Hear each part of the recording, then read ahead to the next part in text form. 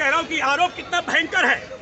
विनेश फोगाट, साक्षी मलिक, बजरंग पूनिया, ये तमाम बैठे हुए हैं कि देश की 7 पहलवान बेटियों का यौन शोषण भाजपा सांसद ब्रजभूषण के द्वारा किया गया।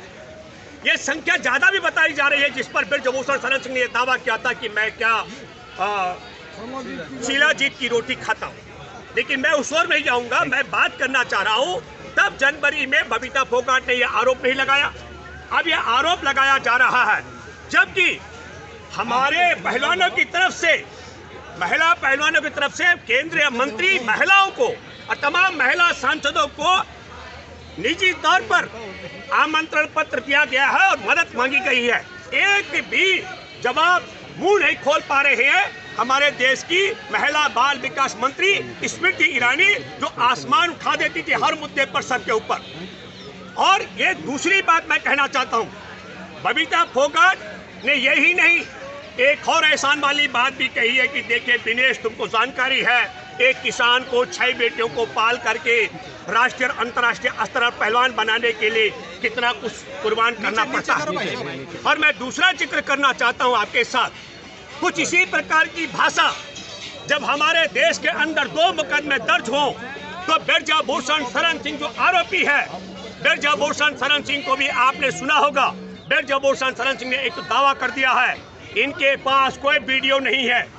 कैसे पता लगा कि साक्षी मलिक, विनेश फोगाट और बाकी 5 और जो लड़कियां हैं उनके पास यौन शोषण के संदर्भ में वीडियो नहीं है, ऑडियो नहीं है, उनके पास फोटोग्राफ नहीं है। इसका मतलब ये है कि ब्रजभूषण शरण सिंह यौन शोषण करने से पहले ये तमाम पुख्ता कर लेता था कि कहीं इनके पास मोबाइल तो नहीं है, जहां पर इनके साथ यौन शोषण की घटना हो वहां पर कोई कैमरा तो नहीं चल रहा है, कोई रिकॉर्डिंग तो नहीं हो रही है। ये सब जांच पड़ताल करने के बाद कि ब्रजभूषण शरण सिंह बेटियों का यौन शोषण करता था। 1, 2, इनकी शिकायत है पुलिस थाने से लेकर सुप्रीम कोर्ट तक। दूसरी बात हो सकती है कि जो शिकायत 7 देश की बेटियों ने पुलिस के पास और सुप्रीम कोर्ट में पहुंचाई है, और जो कमेटी बनी है इस सब के लिए खेल मंत्रालय के माध्यम से, भारतीय ओलंपिक संघ की तरफ से, मुझे लगता है कि दूसरी महत्वपूर्ण बात यह है कि उस कमेटी में जो जो सबूत की बात या जो जो आरोप इनकी तरफ से 7 पीड़ित बेटियों की तरफ से लगाए गए हैं, उन सारे आरोपों की एक एक जानकारी ब्रजभूषण शरण सिंह पहुंचाई गई है। और ब्रजभूषण शरण सिंह की मदद मोदी सरकार और अमित शाह की पुलिस कर रही है। मैं दावे के साथ में कह रहा हूं, जो आरोप लगाए गए हैं उन आरोपों के लिए यूं तो जांच पड़ताल के नाम पर देश के अलग अलग राज्यों में भी डीसीपी की अगुवाई में 10 महिला पुलिसकर्मियों की टीम जांच पड़ताल कर रही है और विदेशों में भी छानबीन करने की बात कर रही है। लेकिन मुझे लगता है वो सब सबूत जुटाने से ज्यादा सबूतों को नष्ट करने का खेल अधिक लगता है। ये बात मैं इसलिए भी कह रहा हूं, जो बबीता फोगाट कल तक पहलवानों के साथ थी, यौन शोषण के खिलाफ थी, यौन शोषण के खिलाफ जांच के लिए बनी कमेटी में इसी बिना पर रही थी कि वह इनका पक्ष रखेगी, उसने अपना तौर तरीका रवैया बदल दिया है।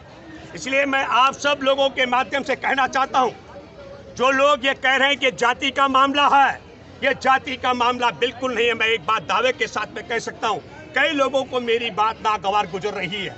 वो कह रहे हैं कि इसमें भाजपा सरकार का जिक्र मत करो। तो क्या हमारे देश का कानून यौन शोषण का, पास्को के कानून में कोई इस तरीके का प्रावधान है कि यदि कोई सांसद हो भाजपा का और उस पर यौन शोषण का मुकदमा दर्ज हो जाए तो उसे गिरफ्तार नहीं किया जाएगा?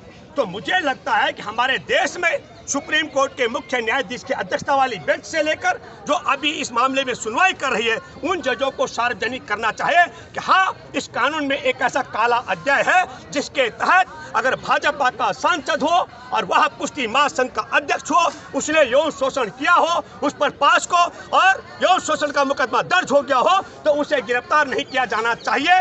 तब अगर ऐसा प्रावधान होगा तब हम कह सकते हैं कि हमारी बात, हमारी मांग गलत है, ये पहलवान गलत मांग कर रही है। लेकिन जब उसमें बहुत साफ है कि पास्को के तहत मुकदमा दर्ज होने पर तत्काल गिरफ्तारी की गारंटी है, तो फिर ये बड़ा सवाल खड़ा होता है कि क्या ब्रजभूषण शरण सिंह हमारे देश में संविधान से ऊपर, उस कानून से ऊपर हो गया है जिस पर पुलिस हाथ नहीं डाल रही है? या भारतीय जनता पार्टी के अंदर अमित शाह और नरेंद्र मोदी की अगुवाई में पुलिस और तमाम व्यवस्थाओं ने ऐसा मजबूर कर दिया है? जिस तरीके से आप देखिए, विनेश फोगाट की बहन बबीता फोगाट जो उस कमेटी की सदस्य में है, उसने बड़ा घिनौना आरोप लगा दिया कि यह बेटी, उनकी बहन यहाँ पर राजनीतिक रोटियां सेकने के लिए बैठी है। और ठीक है, आरोप उसी तरीके का है जिस तरीके का ब्रजभूषण शरण सिंह। मैं ये कहना चाहता हूँ, यौन शोषण का आरोपी ब्रजभूषण शरण सिंह ने भी यही आरोप लगाया। पहला आरोप लगाया ये पैसा लेकर बैठी है, जैसे अब बबीता फोगाट ने कह दिया ये राजनीतिक रोटी सेकने के लिए बैठी है। दूसरा आरोप लगाया कि ये मोदी सरकार को बदनाम करने के लिए बैठी है। और तीसरा आरोप लगाया कि हमने खेल के नियम बदल दिए हैं। तमाम आप लोगों ने सुना होगा, साक्षियों चाहे विनेश फोगाट हो, बिना मुकाबले के कोई वो अंतर्राष्ट्रीय स्तर पर खेलने के लिए नहीं गए, कोई भी पहलवान। और अगर इस तरीके से ब्रजभूषण शरण सिंह पिछले 12 साल से देश के बेटियों को बगैर कुश्ती में लड़ाए हुए अंतर्राष्ट्रीय स्तर पर भेजने का काम करता रहा है, तो इसकी जांच पड़ताल होनी चाहिए। फ्रॉड काम करता रहा। लेकिन एक बड़ा सवाल, माना इसने अगर किसी तरह भेज भी दिया तो क्या विदेश में, क्योंकि अभी वो एक बहुत घिनौना आरोप लगा रहा है, कह रहा है कि एक एक मेडल 15-15 रुपए का है। जरा सोचिए उस व्यक्ति की, उसकी मनोदशा। 12 साल से कुश्ती महासंघ का अध्यक्ष है। पहले उसने कहा बेटियों के यौन शोषण को लेकर के बहुत असभ्य शब्द कहा जिसकी हम जितनी घोर निंदा करें वह कम है। उसने कहा क्या मैं शिलाजीत की रोटी खाता हूँ? और अब कह रहा है एक एक मेडल की कीमत 15-15 रुपए बता रहा है। इसलिए मैं आप सब लोगों से अपील कर रहा हूँ, और मैं जानता और मानता हूँ मेरे ऊपर भी बहुत दबाव आ रहे हैं, कई धमकी आ रहे हैं कि साहब आप क्यों ब्रजभूषण के खिलाफ इस प्रकार मोर्चा खोल रहे हैं। मैं आप सब लोगों से कहना चाहता हूँ, भले ही कुछ लोगों को बुरा लगेगा, मैं जिस दिन यहाँ मदद के लिए पहली बार आया मैंने तब भी कहा था, मेरी विनेश से बात हुई थी, मैंने कहा विनेश तुम्हारी तारीख किसने तय की? क्योंकि मैं जानता था कर्नाटक चुनाव से पहले भाजपा कुछ करने वाली नहीं है क्योंकि उसका वोट बैंक खराब हो जाएगा। और दूसरी महत्वपूर्ण बात, क्योंकि राम मंदिर का ये शायद जनवरी में ताला खोलने वाले, मैंने उसका उद्घाटन करने वाले हैं, उससे पहले भी ये राम मंदिर के निर्माण में जुटे ब्रजभूषण और उसके समर्थकों को नाराज करने वाले नहीं है। लेकिन मैंने तब दावा किया था ये देश की बेटियों का मामला है, और मैंने कहा था हम सिर्फ इसलिए खड़े नहीं हैं कि ये ओलंपिक पदक विजेता बेटियों का मामला है, हम इसलिए भी खड़े हैं जब देश में तिरंगा, दुनिया में तिरंगा फहराने वाली देश के ओलंपिक पदक विजेता बेटियां, देश के लिए गोल्ड मेडल लाने वाली बेटियां, उनका यौन शोषण करने वाले के खिलाफ मुकदमा दर्ज न हो तो, और मुकदमा दर्ज होने के बाद गिरफ्तार न किया जाता हो, और गिरफ्तारी से पहले मुकदमा दर्ज होने के बाद घर में ही फूट डाली जाती हो, सगी बहन भी खिलाफ खड़ी हो जाती हो, तब मैंने कहा था कि ऐसी दशा में देश की करोड़ों दलितों की बेटियों के, करोड़ों आदिवासी बेटियों का, करोड़ों अल्पसंख्यकों की बेटियों का, करोड़ों गरीबों का और किसानों की बेटियों का जब कभी कहीं यौन शोषण होगा तो तब उनके मुकदमे दर्ज नहीं होंगे। ये बात मैं दावे से कह रहा हूं, और आप नोट कर लीजिए। और मुकदमे अगर दर्ज होंगे तो उन्हें गिरफ्तार किया जाएगा, इसकी गारंटी नहीं है। आपके सामने 3, 4, 5 बड़े उदाहरण हैं, चाहे वह इनके, मैं बता दूं, चिन्मयानंद था संत, राम मंदिर के नाम पर चंदा जुटाने वाला, उसकी पीड़िता को सुप्रीम कोर्ट जाना पड़ा।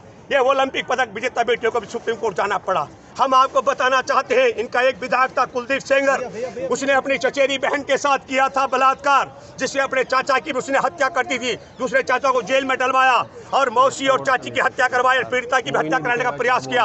आप सबको मालूम है उस बेटी को मुकदमा दर्ज कराने के लिए उत्तर प्रदेश के योगी आदित्यनाथ की चौखट पर आत्मदाह करने का प्रयास करना पड़ा। और आपके सामने उदाहरण है जम्मू कश्मीर में, जब भाजपा गठबंधन की सरकार थी, 8 साल की मासूम बच्ची को किस तरीके से अपहरण करके मंदिर में रखे गैंग रेप किया गया था, और बलात्कारियों को बचाने के लिए तिरंगा की यात्रा निकाली गई थी। और आप और हम सबके सामने है देश की आजादी के 75वें वर्षगांठ पर देश की बिल्किस बानो, जिसकी 3 साल की बेटी की हत्या कर दी गई थी, उसके गैंग रेप किया गया था, वो प्रेग्नेंट थी, और उसके मां और 2 और महिलाओं का बलात्कार किया गया था, 14 लोगों की हत्या कर दी गई। वह महिला, वह बहादुर बेटी देश की हमारे सुप्रीम कोर्ट में लड़ाई लड़ रही है, और आजादी के 75वें वर्षगांठ को भी कलंकित कराया गया था।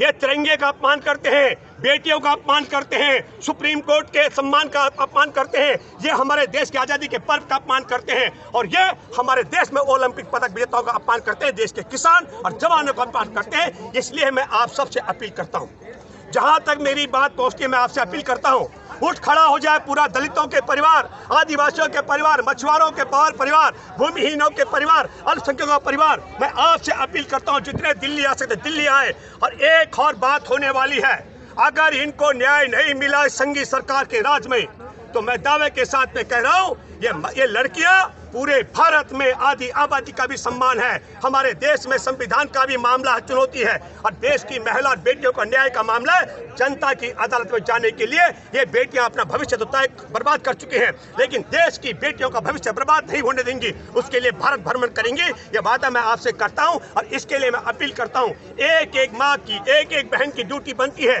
जिनकी कोख से बेटियों ने जन्म लिया है। बेटियों के सम्मान के लिए आपको अधिक से अधिक लोगों तक ये बात पहुंचानी है, और सवाल आपको खड़े करने भाजपाइयों से, उन्हें पूछना है कि क्या कारण है पूरी भाजपा और मोदी सरकार और भाजपा के विधायक और सांसद हमारे देश में बेटियों का यौन शोषण करने वाले ब्रजभूषण शरण सिंह के साथ खड़े हैं। और क्या कारण है कि देश में ओलंपिक पदक विजेता बेटी जो लाई है मेडल हमारे देश में, वो यौन शोषण के खिलाफ आरोपी को गिरफ्तार कराने की मांग कर रही हैं, मुकदमा दर्ज करवा चुके हैं, लेकिन उसकी गिरफ्तारी न करा करके पूरी मोदी सरकार और भाजपा उन बेटियों के खिलाफ अड़ी है। ये सवाल आपको घर घर जाके करना चाहिए। धन्यवाद। जय हिंद, जय जवान, जय किसान, जय संविधान।